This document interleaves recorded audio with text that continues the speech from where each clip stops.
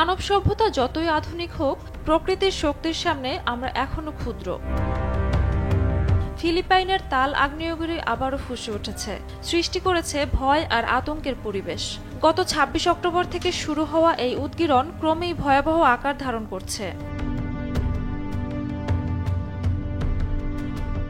আগ্নেয়গিরি থেকে বেরিয়ে আসা গলিত লাভা, ধোঁয়া ও ছাই এখন চারপাশ ঢেকে ফেলেছে ঘন কালো অন্ধকারে।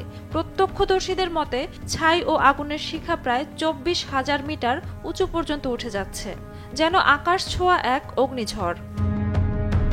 তাল আগ্নেয়গিরি দক্ষিণ ফিলিপাইনের বাতাঙ্গাস প্রদেশে অবস্থিত। এটি বিশ্বের অন্যতম সক্রিয় আগ্নেয়গিরি হিসেবে পরিচিত। এর আগেও একাধিকবার ভয়াবহ উদগীরণ ঘটেছে, তবে এবার আরও শক্তিশালী বলে আশঙ্কা করছেন বিশেষজ্ঞরা। প্রবল কম্পন, ছাইয়ের মেঘ আর গলগল করা লাভার তাপে আশেপাশের জনপদে তৈরি হয়েছে ত্রাহি ত্রাহি অবস্থা। ফিলিপিন সরকার জরুরি সতর্কতা জারি করেছে এবং আশেপাশের গ্রামগুলো থেকে মানুষকে নিরাপদ আশ্রয়ে সরিয়ে নেওয়া হচ্ছে। স্থানীয় প্রশাসন জানিয়েছে, বায়ুতে ভেসে থাকা ছাইয়ের কারণে আকাশ চলাচলও বিঘ্নিত হচ্ছে। সামাজিক মাধ্যমে ছড়িয়ে পড়া ভিডিওগুলোতে দেখা যাচ্ছে কিভাবে আগ্নেয়গিরির মাথা থেকে আগুনের গোলা আর ধোঁয়ার কুণ্ডলী উঠে যাচ্ছে আকাশে, যেন প্রকৃতির রুদ্ররূপ প্রত্যক্ষ করছে মানুষ।